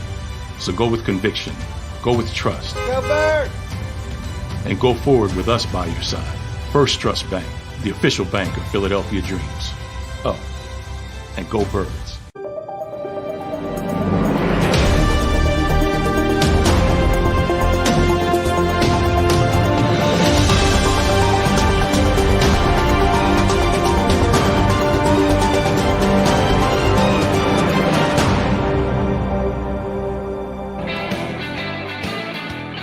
You got your Mac and Mac guys here on Birds 365, McMullen and McDonald, and we are joined by a cohort of John's from Sports Illustrated. He covers the Minnesota Vikings, and he looks like he'll fit right in here on Birds 365 because he's as follically challenged as McMullen or McDonald, but his beard's actually got some color in it, unlike me and Johnny Mac. Will, do us a favor. Pronounce your last name for us. Yeah, it's Raggets. I do it. That's McMullen where, got it right. I thought Yeah. maybe there was a little Italian influence in there. It was Ragazzi. Yeah. Jody's I actually have some family members who go by Ragazzi, but yeah, it's Raggets. Jody Yeah, was but trying to turn you into a Sopranos character. Will, so I went right, but I talk about the Minnesota Vikings. You do a great job covering them for SI Fan Nation. Great week one for the Vikings. Everything looked new. Everything looked shiny. Change in culture from Mike Zimmer, who I think, people stopped listening to late in his tenure there. The shift to Kevin O'Connell, we'll start there. How big of a difference has it been? Yeah, it's made a huge difference. And don't get me wrong, Mike Zimmer was a good coach. He was a very good coach. Yeah. He won a lot of games with the Vikings over his 8 years. They had perennially one of the best defenses in the league from 2015 to 2019 was kind of the peak of his run. They won a couple of division titles. They made the playoffs 3 times. They made an NFC Championship game against the Eagles, you'll remember. But he kind of just ran his course. I mean, the defense fell apart the last couple of years, which was kind of Zimmer's calling card. So when that wasn't there, it didn't really make as much sense to keep him around. There were other issues too with game management. And then the big thing was just with culture. He's kind of a gruff personality and he could be hard to play for. He could be really tough. And that was fine when they were winning, but when they weren't winning, it became a little bit of a problem. So they brought in Kevin O'Connell. They also fired their GM, Rick Spielman, who had been there for a long time. They cleaned house this offseason, brought in kind of a younger generation to modernize things, incorporate analytics a little bit more, but most importantly, kind of change the culture and bring in this focus on collaboration and communication. And the players have raved about it. I mean, just being excited to come to work every day, and it's just been a complete culture shift. The vibes have been great all offseason. People talking about how much they've just enjoyed that part of it and the culture that Kevin O'Connell has created. And then week one kind of just served to validate that and everything they've built around this program. And his offensive acumen is one of the big reasons why he was hired. We saw him win a Super Bowl as the Rams offensive coordinator. But yeah, I mean, week one could not have gone any better. They looked great on both sides of the ball. Justin Jefferson obviously had a huge game. The defense looked good as well with veteran defensive coordinator Ed Donatel in there. So Yeah, the vibes are through the roof right now surrounding this team. We'll see how that maybe changes if and when. Well, not if, when they face some adversity this season. But yeah, for now, everything's riding high in Vikings territory. Well, on yesterday's Vikings practice report, anyone listed for rest, load management, or old age on the Vikings yesterday? No, I saw that the Eagles had quite a few of those. Yeah. The Vikings took an interesting approach throughout this whole offseason training camp, preseason. They really focused on managing reps and kind of player health. They hired the executive director of player performance from the Rams, who have recently been a very healthy team. So I think that's kind of an underrated move that they made. They've been really healthy, and that was a question mark on a team that has a lot of veterans that have missed time. So they're really healthy right now. The only player who wasn't practicing yesterday is a rookie cornerback, Andrew Booth Jr., who isn't even a starter at the moment anyway. So yeah, they're really healthy, but no rest days yesterday. No rest. And by the way, Booth, is he going to play on Monday night? Do we know yet? Not expecting him to play, although it's possible. But their first-round pick, Lewis Seen, the safety from Georgia, looks like he's going to make his NFL debut after missing last week. Well, let's talk about that defense first, because they had fallen off to being a bottom 5 defense after being top 5 for so many years, as you mentioned. You know, part of the reason I think starts with Danielle Hunter. He's been very injury prone over the past 2 seasons. When he was on the field last year, they were pretty good defensively. And then he got hurt. I think it was the torn pec, and they kind of fell apart. Now they've added Zadarius Smith to Danielle Hunter. Are those the key guys on that defense? I mean, are those the 2 guys that sort of make that whole thing run? Yeah, I think it's fair to say that. I mean, the most important thing in this league a lot of times is the pass rush, and they now have 2 guys who are healthy for now who can do that at a really high level. In 2019, according to PFF, those were the 2 leaders in pressures in the entire league when Smith was with the Packers. And Hunter was on an incredible start to his career. I mean, he was the youngest player to ever reach 50 career sacks. Just a really, really dominant, physical play. I mean, you just look at him; he's just a massively built dude with a wide array of pass rush moves. And yeah, he missed most of the last 2 seasons. Zadarius Smith missed all of last season, so they're banking on health there. But both those guys are healthy right now. They each had a sack against the Packers. They've looked really good throughout the offseason. They're both inseparable. They're best friends. And yeah, it starts with those 2 guys being able to get after the quarterback, and they can line them up wherever. That's a thing that Zadarius Smith did really well in Green Bay, is they would line him up on the edge, but they'd also line him up over the center, over the guard, use him in all kinds of different stunts and things like that. And they have the flexibility to do that with both of those guys. All right. Well, I'd like you to handicap last week's game that the Vikings played. I thought the Green Bay Packers deployed a unique strategy in trying to stop Justin Jefferson. Don't have anyone cover him. Because there were several plays where you couldn't even see a Packer defender on the screen. He's arguably the best wide receiver. Why would you have anyone attempt to stay near him when Kirk Cousins is going to throw him the football? It didn't make much sense to me. Is he that good at route running that he just crosses ankles and just leaves everybody in the dust that he gets as wide open as he? Were there breakdowns? How the hell did he get as open as he was on several of those catches? Yeah, it's both. I mean, he is really, really good. He's one of the best route runners in the league.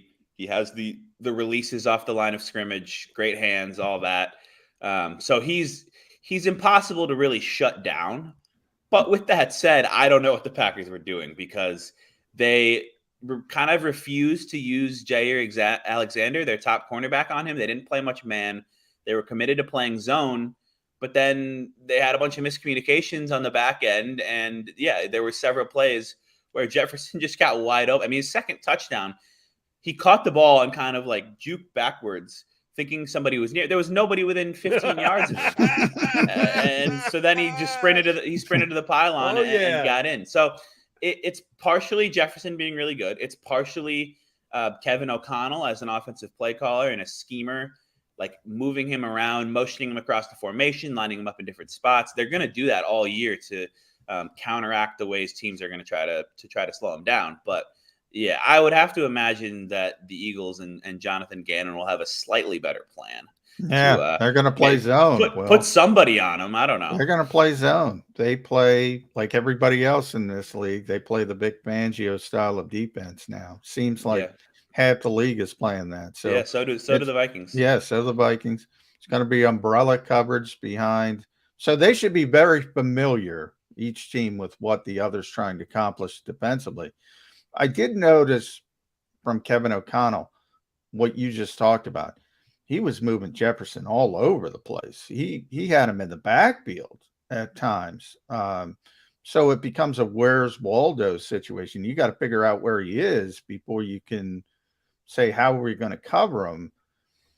And that lends, almost forces the other team to play zone. Is that the goal? Because they don't know where he's going to line up.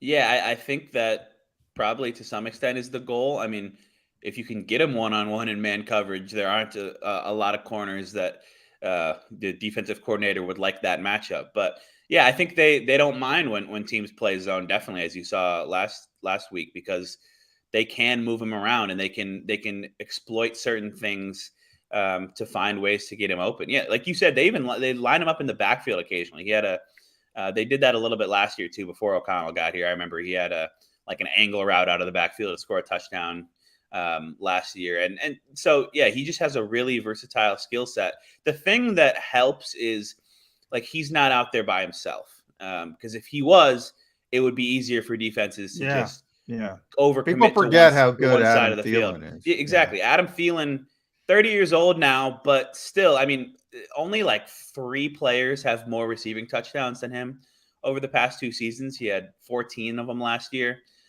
So he's really, really good route running wise, especially once you get in the red zone, understanding leverage and spacing and things like that. And then KJ Osborne, their third receiver, was a breakout guy last year with 600 yards and looks to kind of only be improving. So neither Thielen or Osborne did a whole lot last week because Jefferson was taking all the balls. Yeah. But in the future, there are going to be games where teams kind of overcommit to Jefferson, and those two are going to be able to make plays. Yeah, it kind of reminds us of what happened week 1 here with the Eagles. They kept throwing the ball to A.J. Brown. Why? Because he was catching it and making plays. Yeah. Why would you stop doing it if you're going to throw it to Justin Jefferson? Why? Because he's wide open and he's one of the best receivers in the league. Yeah, that's a pretty good game plan by both the Eagles and the Vikings last week. All right, defense.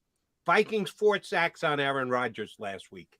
How many of those came via the blitz? I know our buddy Jordan Hicks got one, which is a linebacker getting in there, making a play. How effective was the blitz? How much did they use the blitz against the Packers last week? They didn't blitz a ton. It was a lot of 4 or 5 man pressures. Danielle Hunter and Zadarius Smith, as I mentioned, each had one that kind of just came off of beating their guy one-on-one. The Jordan Hicks one, Zadarius Smith blows through. He was lined up over the center, over the A gap, blows up the middle, just destroys A.J. Dillon, who is a big running back in pass protection. And then it was Kevin O'Connell was breaking down the film of this in a video the Vikings posted. And Jordan Hicks then recognized, hey, I don't have to cover this running back. So he triggers and takes off and hits Rodgers for what ends up being a fumble that the Vikings recovered in a big play. And then the fourth one was just kind of a coverage sack. Rodgers looking downfield, and eventually DJ Wanham got there for the sack. So they didn't bring a ton of pressure. They're going to rely on their 2 really, really good pass rushers to create a lot of that so they can kind of commit extra resources and coverage because admittedly, that's kind of the area of concern with this defense is the secondary, particularly the cornerback group. That was I don't know if you saw it, Will, fun little video NFL.com put up of Aaron Rodgers trying to block Zadarius Smith. And obviously they're friends from time together in Green Bay, but so they had a good time with that. I do want to rewind a little bit to the receivers because I wanted to finish off Jalen Reagor because obviously we're very familiar. The late trade, he's the Vikings punt returner. Have you guys gotten an opportunity to talk to Jalen because he had a tough time here, and I was interested to see if he said anything about it this week. Yeah, we talked to him in the locker room yesterday, and he didn't really want to get into his time in Philly. He kind of downplayed it, saying like, my emotions aren't going to be really up. Like I've been there before. I'm familiar with the environment. It'll be a little different with him being an opposing player. I imagine he's not going to be greeted too kindly if he's even really acknowledged at all. But I don't know. He seemed to kind of have his mind in the right place. He was asked if like there's any part of him that wanted to get revenge, and he kind of said, "Yeah, of course, why not?" Like he didn't volunteer that part. I know that kind of blew up on Twitter a little bit, but he kind of just said, "Yeah, I mean, sure. Obviously he'd like to make a play against his former team. That would feel probably pretty cathartic after the 2 years that he kind of struggled through." So the issue is he didn't play any offensive snaps for the Vikings last week. They played a lot of 11 personnel, but they just played their top 3 receivers, and that was it. They didn't use any 4 wide sets. They also have 2 tight ends that they like and a fullback. So I'm not sure if Reagor will see any offensive snaps this week. I wouldn't be surprised if they maybe threw him out there for a few and maybe gave him an end around or a screen pass or something just to try to use his athleticism. But he will be their punt returner this year. And how much that actually really means is tough to know because a lot of teams are able to just kick it high with a bunch of hang time and then you fair catch everything. So we'll see. Well, something we talk a lot about here in Philadelphia, and I'm sure you do in Minnesota as well. Wouldn't be surprised if they talked about it in all 32 towns that have NFL teams. Run-pass ratio. Last week, Kirk Cousins threw it 32 times, but the Vikings ran it 28 times. So that's a pretty balanced attack, just slight advantage pass over run. But you have to take in consideration the way the game was playing. They were protecting a lead in the second half, which may have them run the ball more than they usually will going forward. How'd the offensive line play? Because sometimes that's a big dictate too. Pass blocking, I know Cousins was only sacked once. Cook went for 90 yards on 20 carries. How would you say the offensive line filled its role as the way the game played out? Yeah, so they really like their 2 offensive tackles. Brian O'Neill, the right tackle, is one of the best players at that position in football. Got a big contract extension last year. And then Christian Darrisaw, their left tackle, was a first-round pick last year, who has seemingly, just watching him in training camp, taken that second-year leap this year. He's got a ton of just raw physical ability. The issue is the interior, where Garrett Bradbury, who was a first-round pick several years ago, he's now in his 4th year, just hasn't been able to pass protect like at all. If you look at, the tape every year, he's getting bullied back into the quarterback, and he's really athletic, good run blocker, but the pass protection is an issue, which could definitely be a concern against the Eagles' interior defensive line. And then they're starting a rookie second-round pick in Ed Ingram at right guard, so that's a bit of a concern. Those 2 weren't great in pass protection.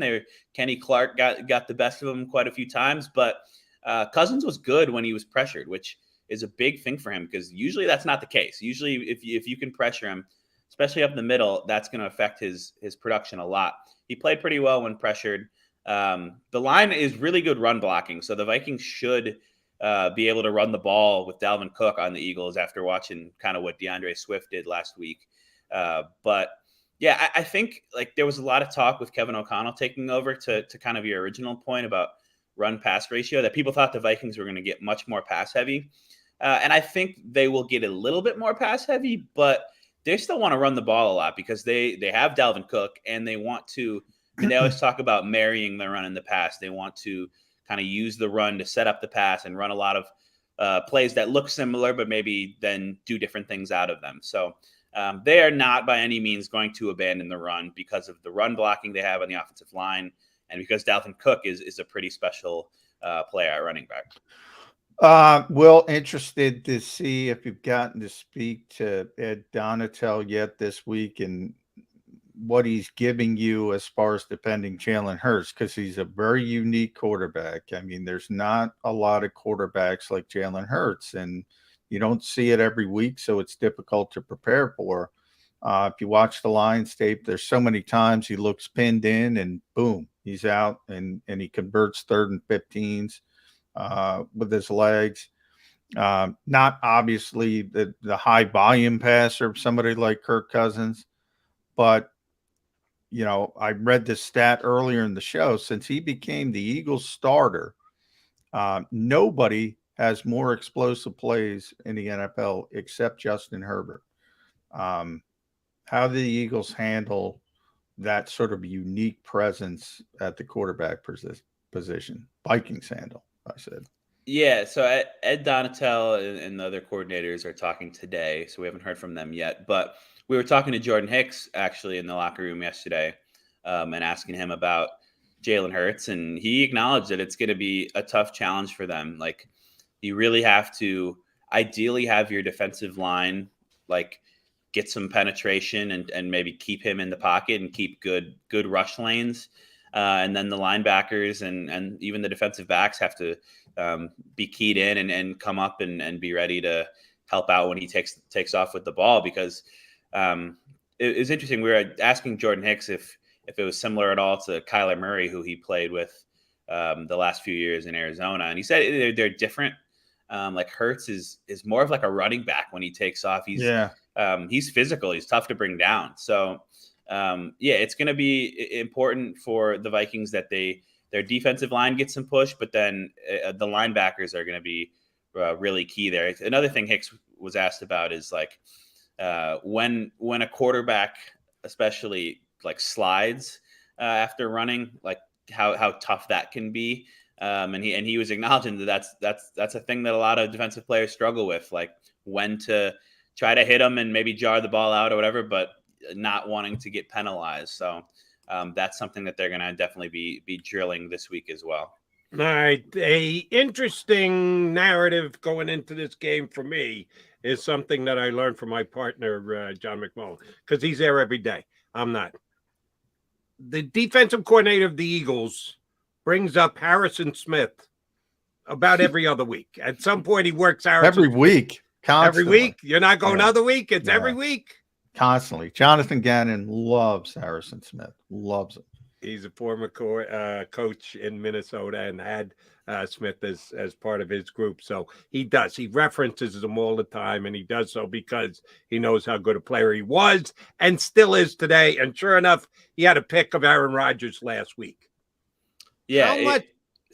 If you work from the assumption that Harrison Smith knows Jonathan Gannon and Jonathan Gannon knows Harrison Smith, how much is Harrison Smith attempting to work with the Viking offense? Go, I know exactly what Gannon's going to do. Here's the key you got to pick up on. Here's what the Eagle defense is going to do because I know Gannon inside out.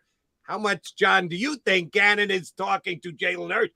If you can figure out what Harrison Smith's going to do, you can figure out exactly what the play is going to be that the Vikings are going to run. How much does the chess match between Harrison Smith and Jonathan Gannon play for both of these two teams? You first. Yeah, I think it could matter. Gannon hasn't been a coach there for quite a while, if I'm not mistaken. 18. Okay. And I think it was brief. But yet, as John tells me, he mentions Harrison Smith every week. Even though it's been 5 years, he's always referencing him. So I'm assuming that he knows something about Harrison Smith.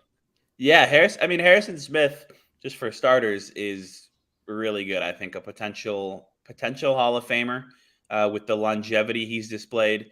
I think the thing that kind of illustrated that is he first intercepted Aaron Rodgers in December 2012. And then got him again last week, 10 years later. So that's kind of cool. But yeah, he's been a really good safety for 10 years, ever since he came into the league out of Notre Dame in 2012. And he's lost a little bit of a step athletically, as everyone does when they turn 32 or 33 or whatever he is, but he still has those instincts. He knows like how to play the position so well, just from experience and from his intelligence. So he's going to be in the right position, and he is a key part of what the Vikings do in this Ed Donatel defense, where almost every play they're going to start with two high safeties, and then they're going to rotate into their actual look after the snap to try to buy an extra second and kind of confuse things for the quarterback. So yeah, there definitely could be some of that with him and with Jonathan Gannon.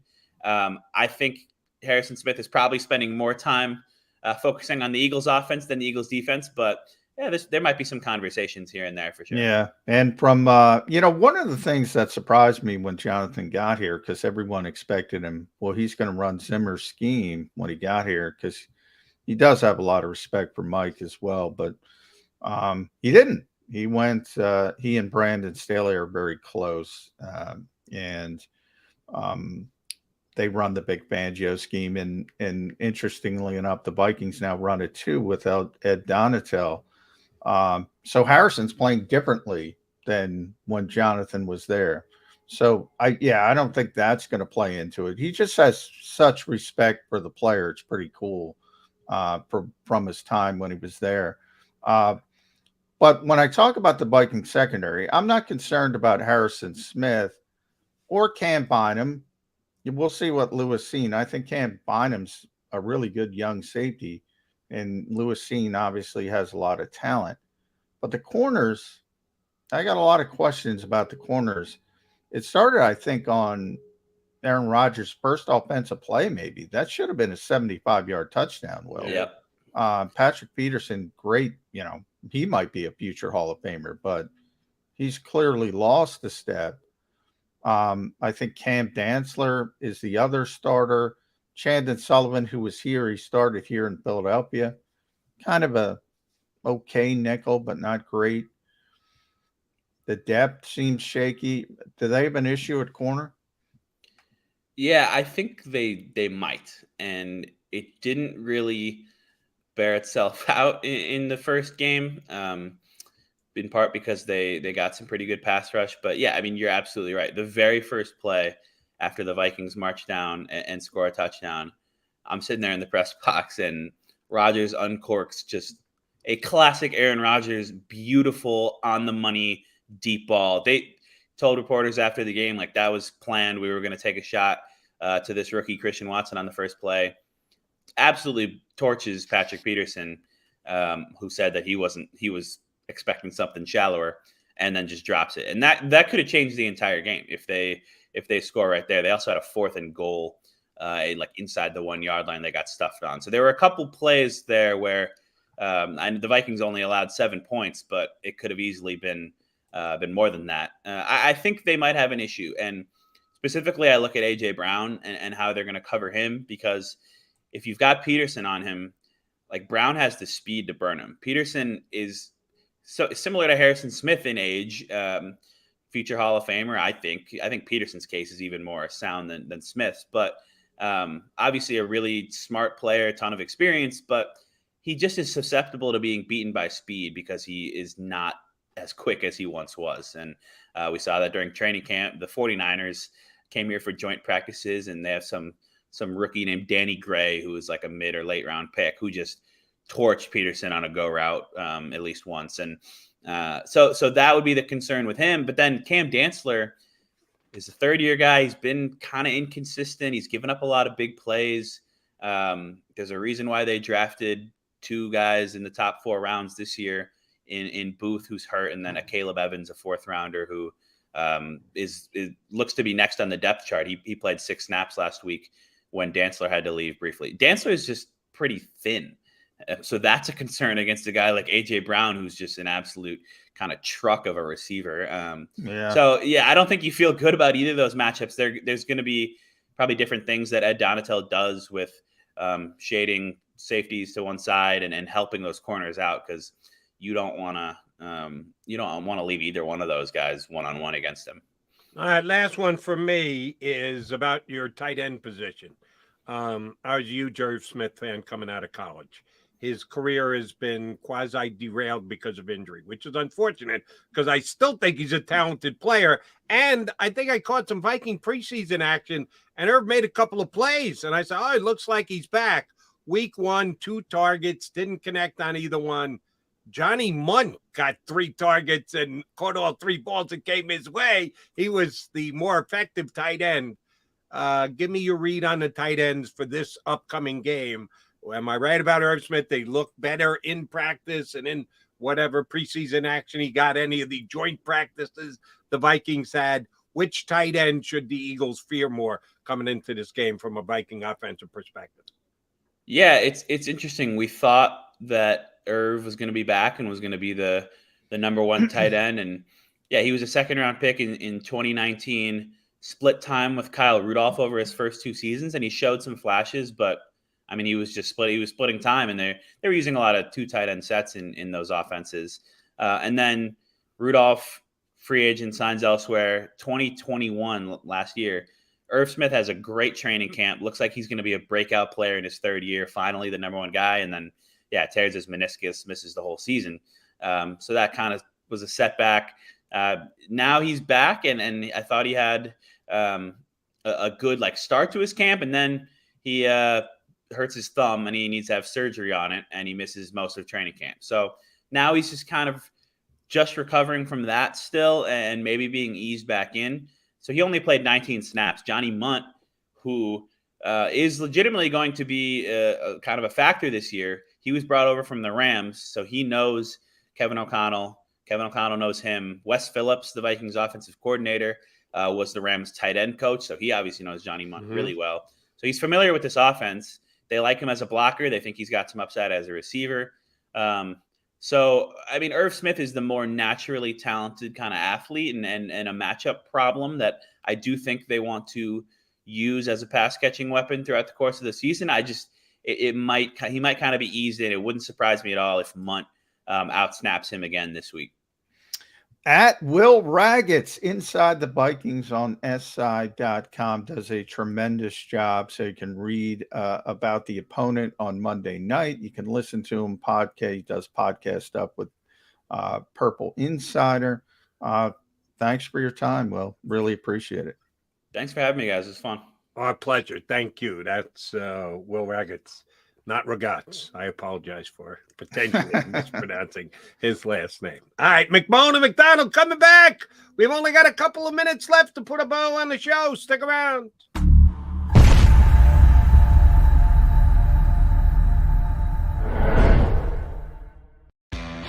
Go to get your game on. Go for the beers. Go for the cheers. Go for the hit and the hits. Go for the stakes and the stakes. Go to get your parlay on. Go to get your party on. Go for the scene. Go for the screens.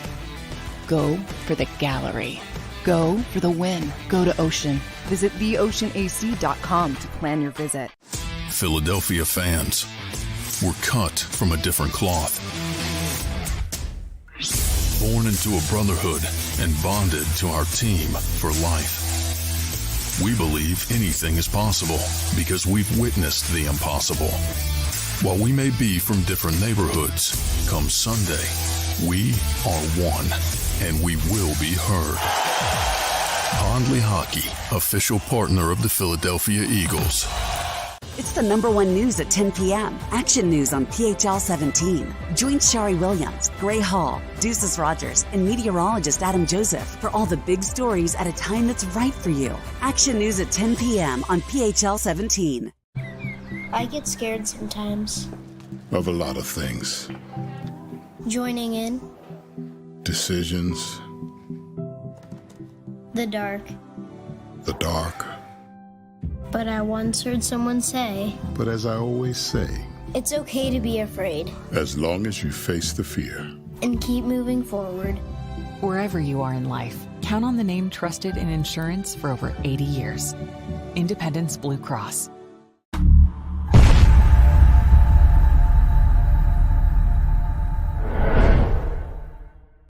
Welcome to Pondley Hockey, we've helped over 100,000 injured and disabled workers obtain benefits, as well as some of the biggest settlements in the state.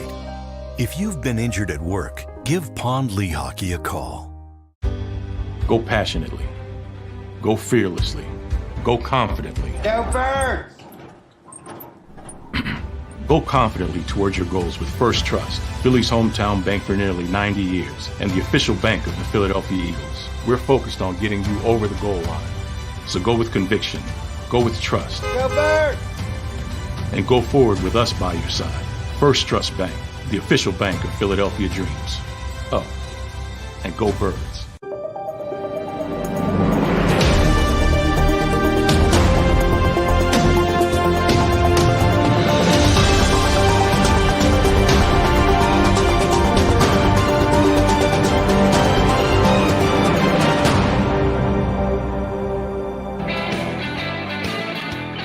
All right, we only got a couple minutes left here before our buddy Rick Tarantella comes up next year on the JAKIB Media YouTube channel.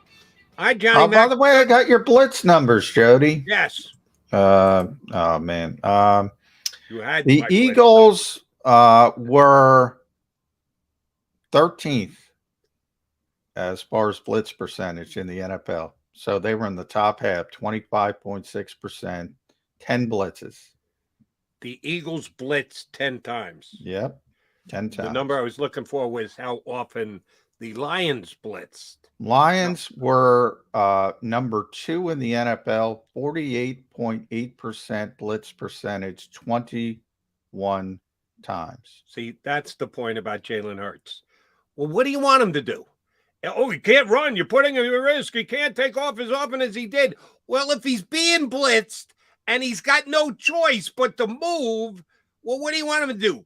Roll left, throw back across his body, and throw a pick? Or pull it down, turn it upfield, try and slide, take a late hit?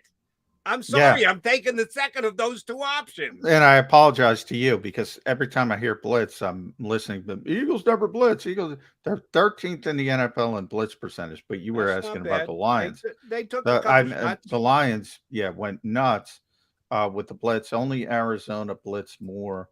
How'd that work? Buffalo blitzed one time, and Chicago blitzed one time. And they both won, if I'm correct.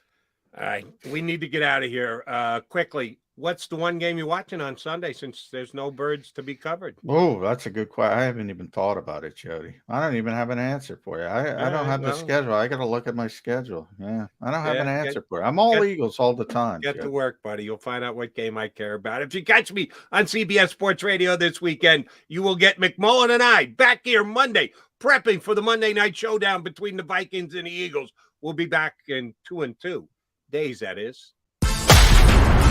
You've been listening to Birds 365, the destination for the passionate Eagles football fan who bleeds green. If it's Eagles football, we're talking about it. Debate inside the locker room and guests that are some of the greatest football minds from around the region. We hope you enjoyed the show. We know we had a blast. Make sure to like, comment, and subscribe, and we'll be back soon. But in the meantime, hook up with us on social media at JAKIB Sports. See you next time on Birds 365.